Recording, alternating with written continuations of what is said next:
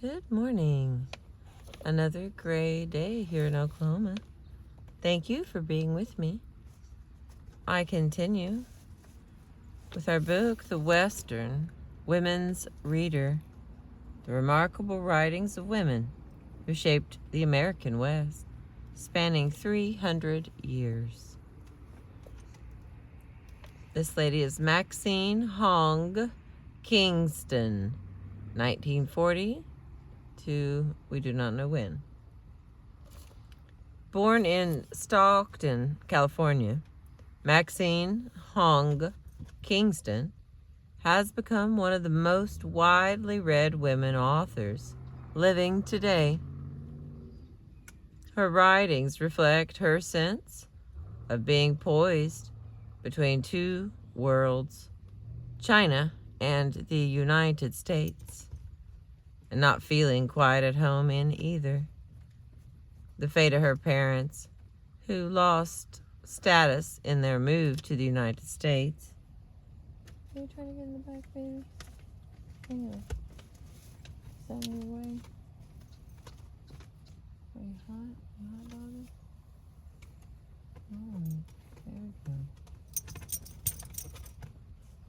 go. Oh, excuse me, had to take care of my number one fan. All right, here we go. Her writings reflect her sense of being poised between two worlds, China and the United States, and not feeling quite at home in either. The fate of her parents, who lost status in their move to the United States, illustrated for her some of the problems of being between worlds. Her mother, a doctor and a midwife in China, found herself working as a laundress and field hand in America, while her father, who had been a teacher in China, ran a laundry and managed a gambling house after he immigrated. Beyond this, Kingston's writings demonstrate her frustration about being a disappointment to her parents because she was born female. Kingston studied literature at the University of California at Berkeley before moving with her family to Hawaii, where she lived for nearly 20 years. In Hawaii, she wrote a number of books, starting with The Woman Warrior, Memoirs of a Girlhood Among Ghosts, KNOPF, 1976, which won the National Book Critics Circle Award for nonfiction. She later published China Men, also by KNOPF, 1980, which won the American Book Award, and Tripmaster Monkey, his fake book, by Random House, 1989. She currently teaches creative writing at the University of Oklahoma. Right. His fake book by Random House, 1989. She currently teaches creative writing at the University of California at Berkeley. I know, I see them. I know, they would be good friends. I can tell. I know. They look perfectly good. I know, there's a little one that's your size. I know. And they can smell you because you were right over there just a minute ago.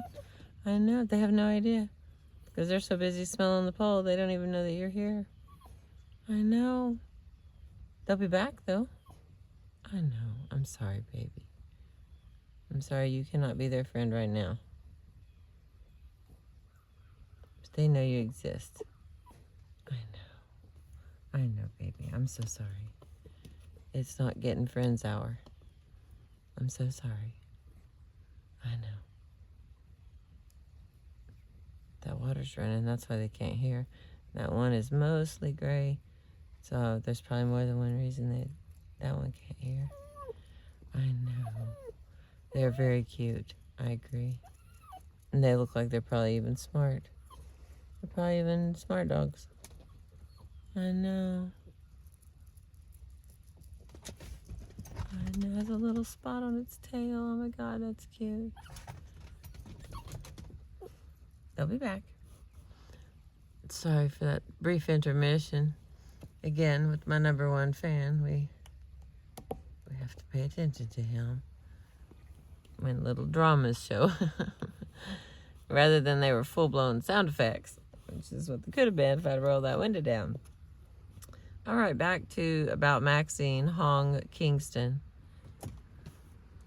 In The Woman Warrior, Kingston talks back in a powerful voice, raging at the sexism of Chinese culture and the racism of white-dominated American culture. Beaten down by constant devaluation, Kingston, nonetheless, rallies her troops to mount a spirited defense of her right to call this place her own. In this selection, from her Memoir of a Girlhood Among Ghosts, Kingston talks about her struggle for self-esteem among relatives who expressed disappointment at her being a girl, and about coming to view her home as the place where she must take her stand and become the woman warrior who is inside her. All right, here's her writing from The Woman Warrior, Memoirs of a Girlhood Among Ghosts, from 1975. My American life. My American life has been such a disappointment. I got straight A's, Mama.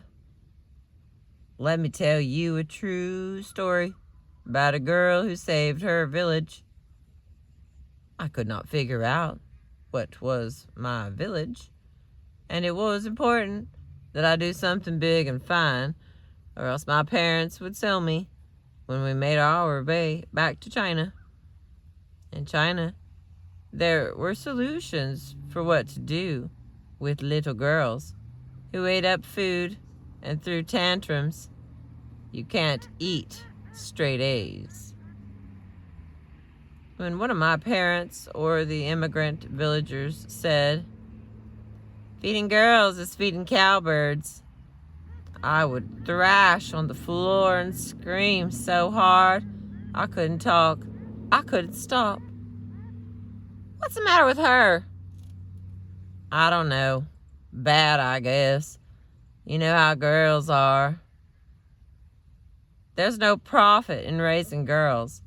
Better to raise geese than girls. I would hit her if she were mine. But then there's no use wasting all that discipline on a girl. When you raise girls, you're raising children for strangers. Stop that crying, my mother would yell. I'm going to hiss you if you don't stop. Bad girl, stop. I'm going to remember never to hit or to scold my children for crying, I thought, because then they will only cry more. I'm not a bad girl, I would scream. I'm not a bad girl. I'm not a bad girl. I might as well have said, I'm not a girl. When you were little, all you had to say was, I'm not a bad girl. And you could make yourself cry. My mother says, talk and story about my childhood. I minded that the immigrant villagers shook their heads at my sister and me.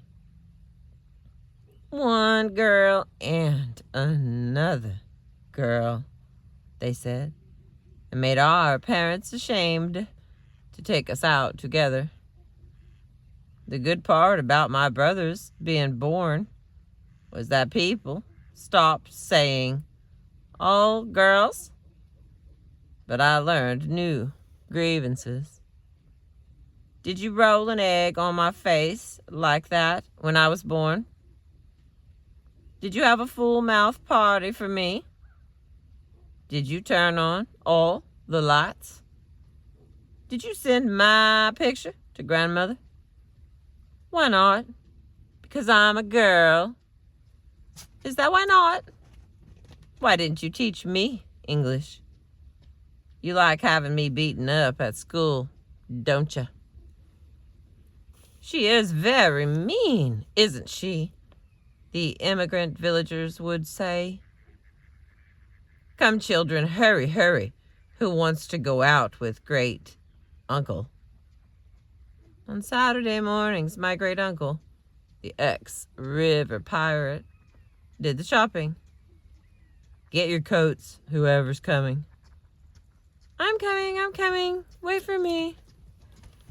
When he heard girls' voices, he turned on us and roared, No girls, and left my sisters and me hanging our coats back up, not looking at one another.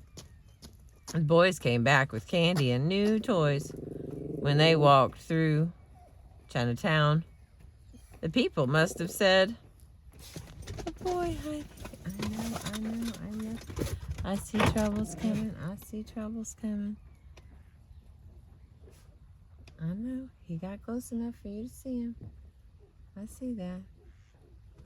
I told you they'd be back. I told you. I said they'd be back. We're at the trailhead. They had no choice but to come back. Oh, how good they were. Those are good dogs. I bet we meet them again.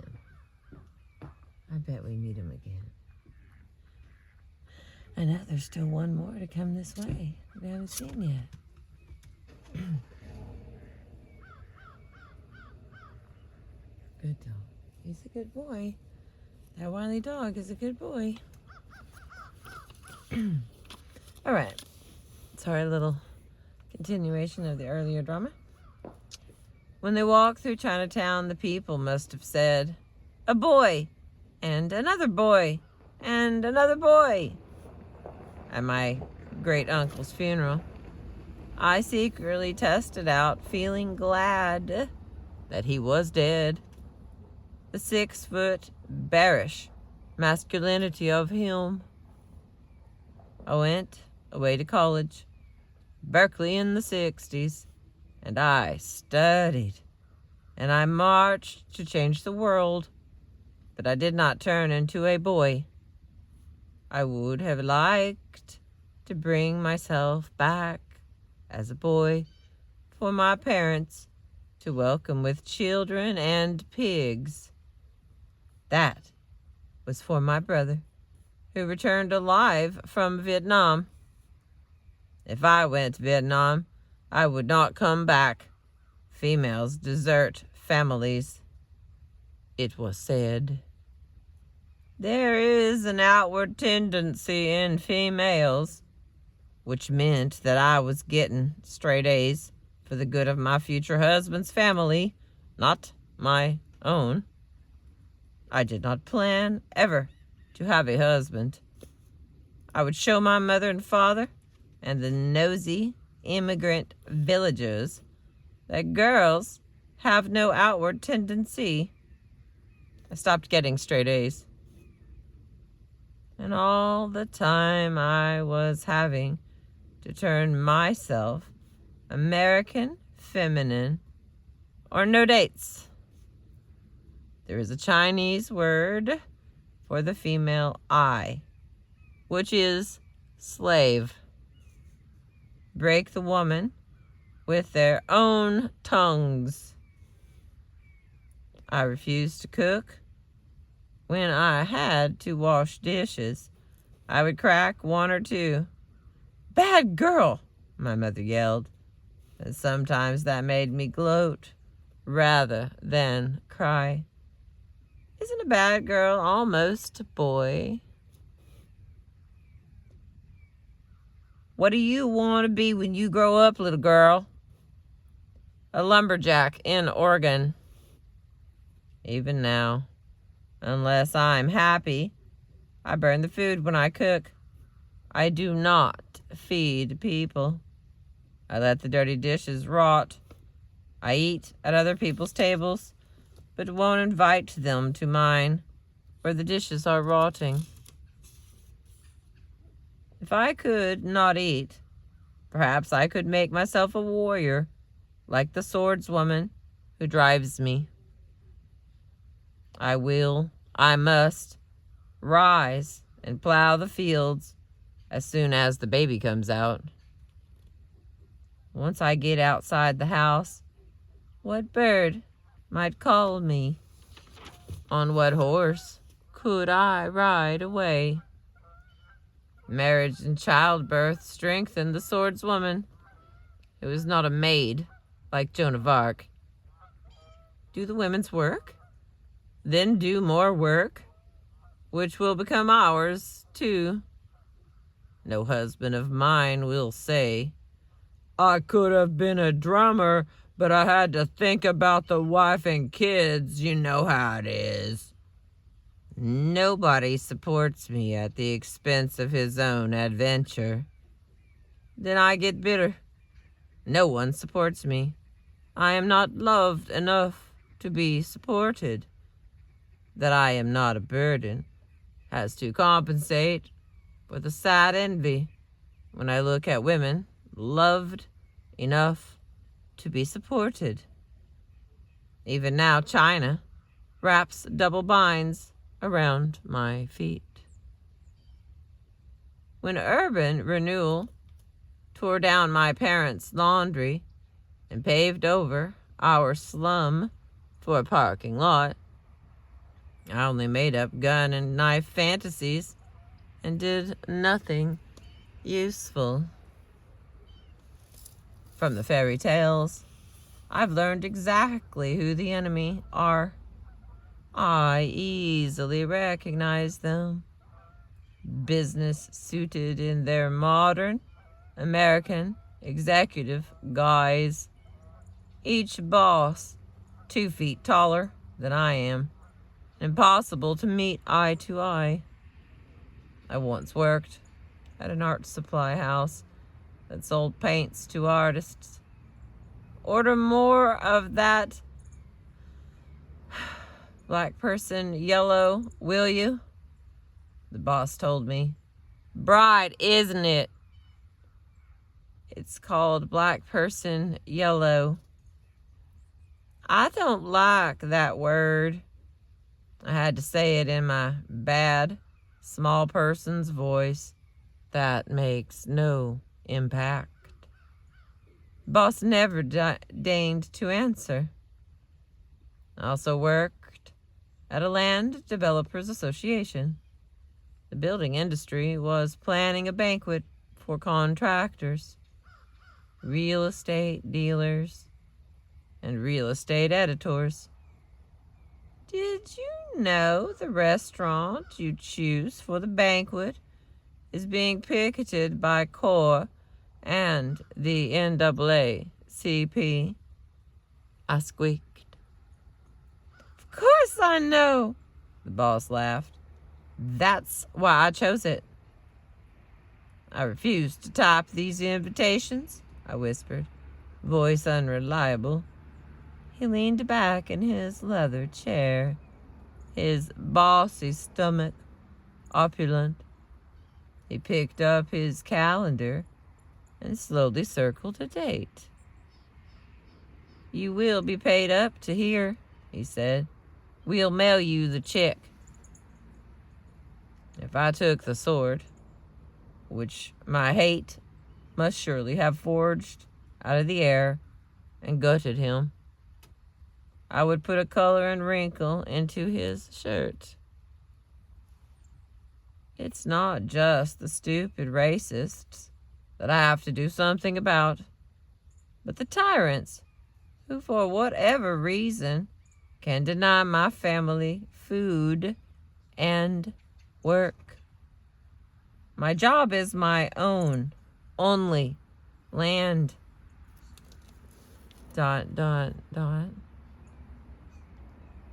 I live now where there are Chinese and Japanese, but no immigrants from my own village looking at me as if I had failed them.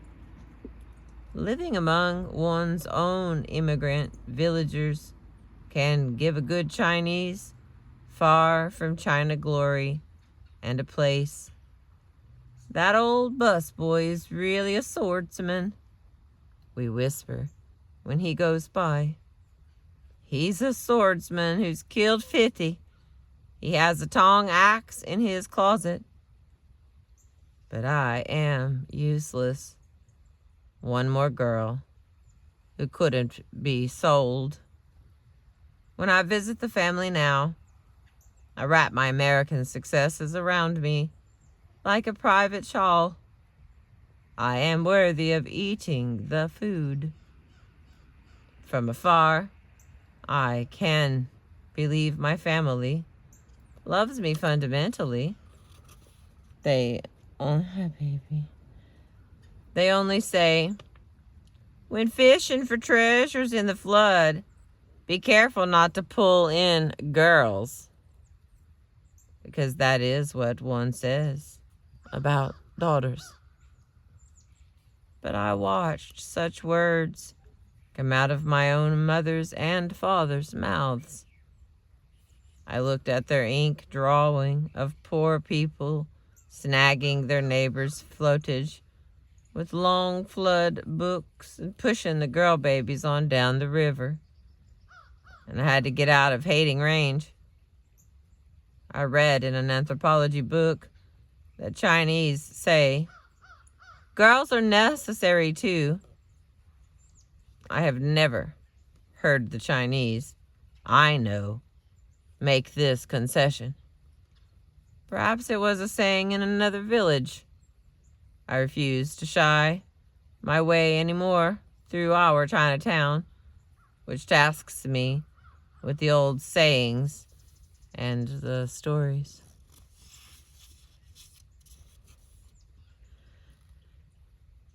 Wow. Some of the further readings is SAU-LING, Cynthia Wong, Maxine Hong Kingston's The Woman Warrior, a casebook from Oxford University Press, 1999, and Diane Simmons, Maxine Hong Kingston, by Twain, 1999.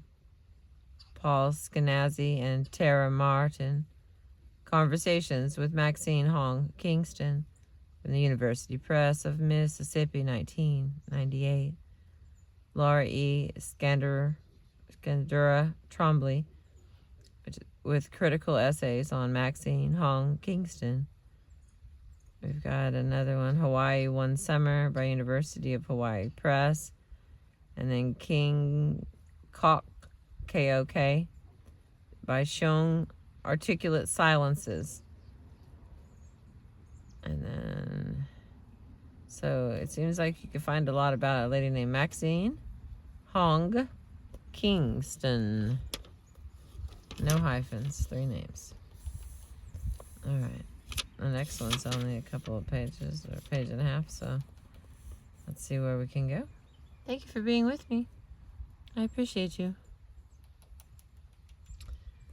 All right. This is the book's chapter 7. Rewriting history. 4 of the 5 selections in this chapter are largely forgotten by the reading public. Helen Hunt Jackson's Indian Reform Letters and the biographies of Crazy Horse, Sitting Bull, and Geronimo are the works of a handful of talented and determined women who understood the fatal flaw in the national predilection to deride the Indians as a savage. Each understood the long injustice done to peoples driven off the land. Like George Catlin's elegant portraits of people he saw as the aristocrats of the plains, the separate biographies are executed with historical accuracy and literary flair. But where Catlin was painting a vanishing people, Helen Hunt Jackson Mary Sandos, Dorothy Johnson, and Angie DeBow understood their subjects as contemporaries and as men of vision and intelligence, and they endeavored in their writing to find a public voice, to affect legislation, and shape public policy. Old Jules and Crazy Horse are the twin masterworks of Mary Sandos's career. And what is interesting about them is that they were in the making, in her mind, at the same time. Working in the Nebraska Historical Society in 1932, Sandos took on the job of typing legible portions of a handwritten manuscript known as The Life of Red Cloud. It had been recorded by Charles W. Allen in 1893 at the Pine Ridge Agency. She published Old Jules in 1935, but kept parts of that typescript and used them in writing Crazy Horse, finished in 1942. The resonance between the two books is astonishing. Once she decided to write Crazy Horse, Sandos went to work with energy and determination. With Eleanor Hinman, she set off on an expedition that covered 3,000 miles through Sioux country, locating Indian sites, living wherever they could find shelter, interviewing old buffalo hunters and relatives like Short Bull and He Dog. Hinman wrote the first drafts of the story, but gave the writing over to Sandos, who spent 2 winters in Washington reading the files of the Indian Bureau. She read everything she could find in the historical societies in Nebraska, Colorado, and Wyoming. And even then, she tore up the manuscript 3 times because she wanted the narrative to sound as if it were written from an Indian point of view. Sandos had 5,000 index cards in boxes on her kitchen table, where almost all women writers work. She knew she was onto a major work. She wrote to Helen Blish, "The story is tremendous. The aim of the book was to make a place for Crazy Horse in the history of the nation, to carve for him, in words, the mountain sculpture now taking form in the Black Hills, larger than the white faces on Mount Rushmore. The sculpted Crazy Horse sits on his horse, a great arm outstretched, pointing the way for his people. Black Elk once prophesied that a great wind from the north and the west would signal Crazy Horse's return, and the sounds of eagle bone whistles would scream, 'Crazy Horse is coming! Crazy Horse is coming!'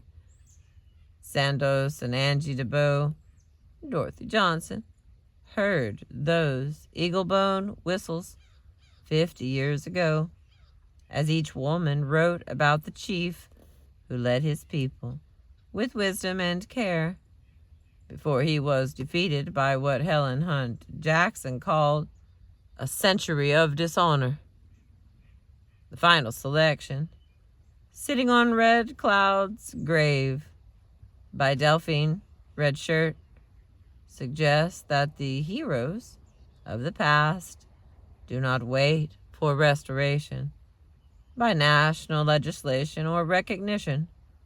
Their feats are celebrated by the daughters who retell the grandfather's stories. I realize that Red Cloud was right.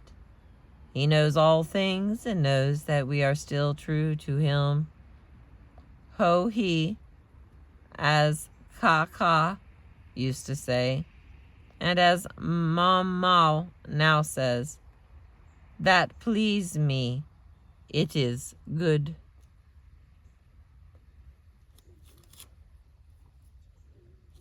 I don't know why that was a particularly rough batch of words for me there, but it sure was. Okay, this one's not very long.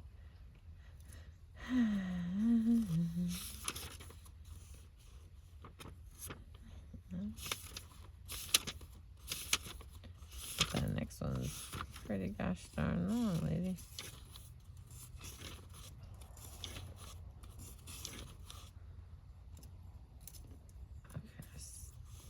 I spy a problem here. The next chapter is very long, so we're going to finish this one and add it on here, and then see if I can get us some more. So as I keep saying, this is very interesting. All right, I continue. We are now on page 335. Helen Hunt Jackson, 1830 to 1885. Attending the 70th birthday celebration of Oliver Wendell Holmes, Helen Hunt Jackson chanced to attend a lecture in Boston by Ponca Chief Standing Bear.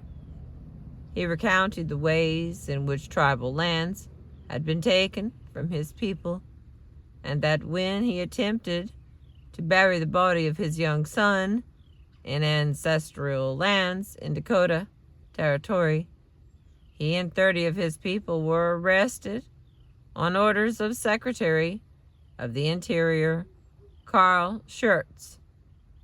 Jackson took up the Ponca's cause and helped Standing Bear bring his case to trial. In Standing Bear versus Crook, the federal district court declared that an Indian had the right to sue for a writ of habeas corpus, and the Poncas were set free. Jackson and Thomas Henry Tibbles, one of the editors of the Omaha Daily Herald, organized a 6-month lecture tour for Standing Bear in Chicago, Boston, New York, Philadelphia, and Baltimore, hoping that influential Easterners would come forward to right the wrongs done to Indians. Jackson began to educate herself about tribal history, poring over government documents in the Astor Library in New York City, learning the histories of the Delaware, the Cheyenne, Nez Perce, Sioux, Ponca, Winnebago, and Cherokee. The more she learned, the more she became an advocate for people without a voice. When he came to trial, she wrote a scathing condemnation of Colonel J.M. Shivington's 1864 massacre of Black Kettle Cheyenne Village at Sand Creek. In 1878, when the Northern Cheyennes surrendered and were imprisoned at Fort Robinson in Nebraska, Jackson wrote to major newspapers condemning Secretary of Interior Schurz and his methods. The Jackson-Schurz letters, printed between 1879 and 1880, appeared in the New York Tribune, the Boston Daily Advertiser, the New York Evening Post, and the New York Times. She called Schurz a blockhead, an arch-hypocrite, stupid, unprincipled, an adroit liar, false-souled, wicked, an insincere man. She demanded from Congress legislative reform in order to remove from national history the stain of a century of dishonor. In 1881, Harper published her book, A Century of Dishonor, in which she recorded, tribe by tribe, the national seizure of Indian lands. Jackson waged war with the government at the time when few women dared direct assaults on men in political power. What she hoped for, a rising swell of protest by the American people, a reappraisal of the government's Indian policy, and a restitution of Indian lands, did not come to pass. Most Americans were well satisfied by the country's march of progress and relentless in their goal of clearing the Indians from the Western territories. Her letters were historical relics, almost as they were written and read. All right, let me get a drink here. January, that's one letter. So all we have here is one letter that she wrote on January 31st of 1880.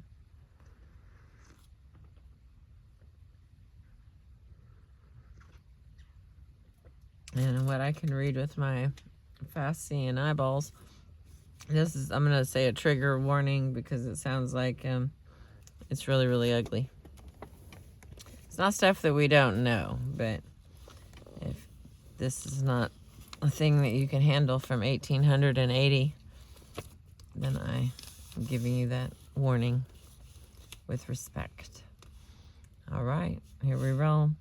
Printed in the Tribune February 5th of 1880, page 5, as The Starving Utes, More Questions for the People by H.H. What White Men Have Done and Are Doing to Indians in Colorado. It's titled Indian Reform Letter, January 31st, 1880. To the editor of the Tribune. Sir, in your capital editorial note this morning, you say the two most serious hindrances to a satisfactory solution of the Indian question are Indians and white men. Any problem is embarrassing when one of its factors is addicted to scalping men, torturing women, and braining children. The problem becomes still more embarrassing when one of the factors has no way of making known to the people that the other factor has done to him. In connection with the present attempt to rouse a sweeping sentiment of indignation and denunciation against the band of 4,000 well-nigh helpless Utes in Colorado, because 12 of their number have committed murder and rape, and some 300 or 400 of them undertook to prevent the marching of United States troops into their lands. I wish to tell the American people a few of the atrocities which Colorado white men committed upon Indians only 15 years ago.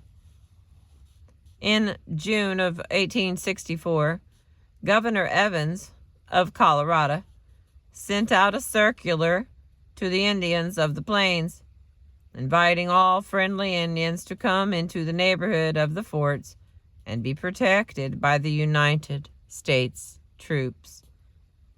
Hostilities and depredations had been committed by some bands of Indians, and the government was about to make war upon them. This circular says, here's it, what exactly it says. It's written smaller here. In some instances, they, the Indians, have attacked and killed soldiers and murdered peaceable citizens.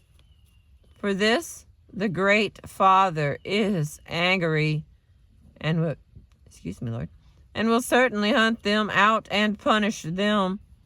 But he does not want to injure those who remain friendly to the whites. He desires to protect and take care of them. For this purpose, I direct that all friendly Indians keep away from those who are at war and go to places of safety. Friendly Arapahoes and Cheyennes belonging on the Arkansas River will go to Major Cooley, United States agent at Fort Lyon, who will give them provisions and show them a place of safety. In consequence of this proclamation of the governor, a band of Cheyennes, several hundred in number, came in and settled down near Fort Lyon. After a time, they were requested to move to Sand Creek, about 40 miles from Fort Lyon, where they were still guaranteed perfect safety and the protection of the government. Rations of food were issued to them from time to time. On the 27th of November, Colonel J.M. Shivington, a member of the Methodist Episcopal Church in Denver, and colonel of the 1st Colorado Cavalry, led his regiment by a forced march to Fort Lyon, induced some of the United States troops to join him, and fell upon this camp of friendly Indians at daybreak. The chief, White Antelope, always known as friendly to the whites, came running toward the soldiers, holding up his hands and crying, "Stop, stop," in English, when he saw that there was no mistake, that it was a deliberate attack. He folded his arms and waited till he was shot down. The United States flag was floating over the lodge of Black Kettle, the head chief of the tribe. Below it was tied also a small white flag as additional security, a precaution Black Kettle had been advised by United States officers to take if he met troops on the plains. In Major Wincoup's testimony given before the committee appointed by Congress to investigate this massacre is the following passage. Women and children were killed and scalped, children shot at their mothers' breasts, and all the bodies mutilated in the most horrible manner. The dead bodies of females profaned in such a manner that the recital is sickening. Colonel J.M. Shivington all the time inciting his troops to their diabolical outrages. Another man testified as to what he saw on the 30th of November, 3 days after the battle, as follows. I saw a man dismount from his horse and cut the ear from the body of an Indian and the scalp from the head of another. I saw a number of children killed. They had bullet holes in them. One child had been cut with some sharp instrument across its side.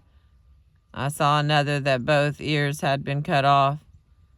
I saw several of the 3rd Regiment cut off fingers to get the rings off them. I saw Major Sayers scalp a dead Indian. The scalp had a long tail of silver hanging to it. And then Robert Bent testified. I saw one squaw lying on the bank whose leg had been broken. A soldier came up to her with a drawn saber. She raised her arm to protect herself. He struck, breaking her arm. She rolled over and raised her other arm. He struck, breaking that, and then left her without killing her. I saw one squaw cut open, with an unborn child lying by her side. and Major Anthony testified. There was one little child, probably 3 years old, just big enough to walk through the sand. The Indians had gone ahead, and this little child was behind, following after them. The little fella was perfectly naked, traveling in the sand. I saw one man get off his horse at a distance of about 75 yards and draw up his rifle and fire. He missed the child. Another man came up and said, "Let me try, the son of a bitch. I can hit him."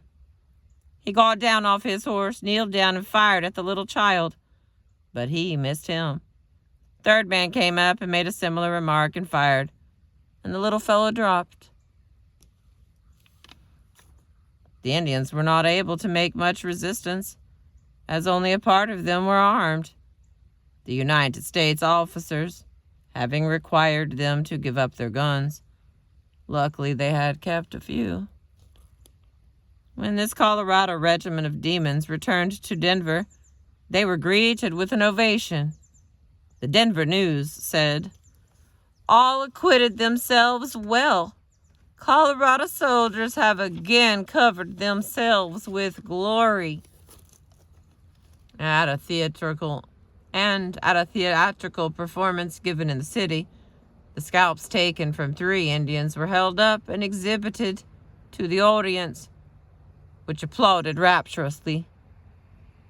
After listening, day after day, to such testimonies as these I have quoted, and others so much worse that I may not write, the Tribune could not print the words needful to tell them.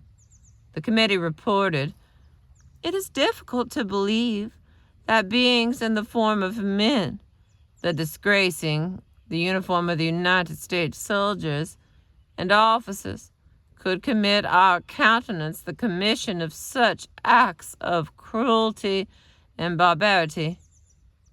And of Colonel Shivington, "He deliberately planned and executed a foul and dastardly massacre, which would have disgraced the veriest savage among those whom were the victims of his cruelty." This was just 15 years ago, no more. Shall we apply the same rule of judgment to the white men of Colorado that the government is now applying to the Utes? There are 130,000 inhabitants of Colorado. Hundreds of them had a hand in this massacre, and thousands in cool blood applauded it when it was done. There are 4,000 Utes in Colorado. 12 of them, desperate, guilty men, have committed murder and rape, and 300 or 400 of them did, in the convenient phrase of our diplomacy, go to war against the government, i.e., they attempted by force of arms to restrain the entrance upon their own lands bought, owned, and paid for, of soldiers that the government had sent there to be ready to make war upon them in case the agent thought it best to do so. This is the plain English of it. This is the plain, naked truth of it. And now the Secretary of the Interior has stopped the issue of rations to 1,000 of these helpless creatures.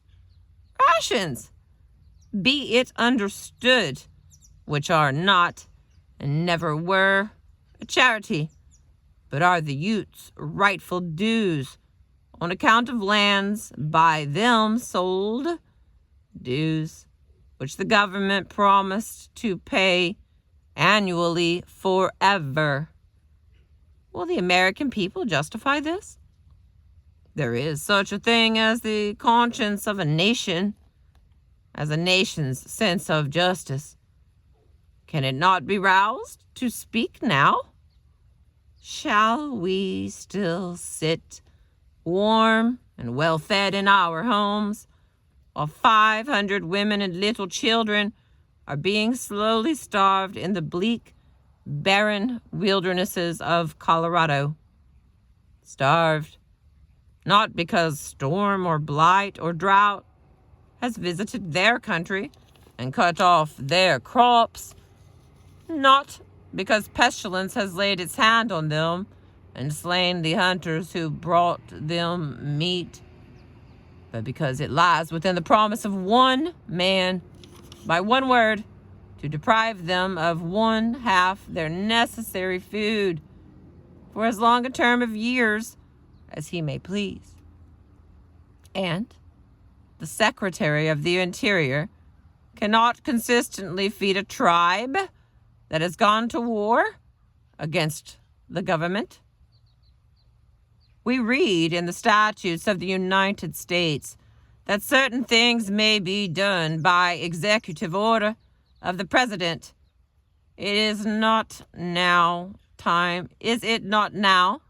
time for a president to interfere when hundreds of women and children are being starved in his republic by the order of one man? Colonel J.M. Shivington's method was less inhuman by far. To be shot dead is a mercy and a grace for which we would all sue, if to be starved to death were our only other alternative. H.H. New York, January 31st, 1880.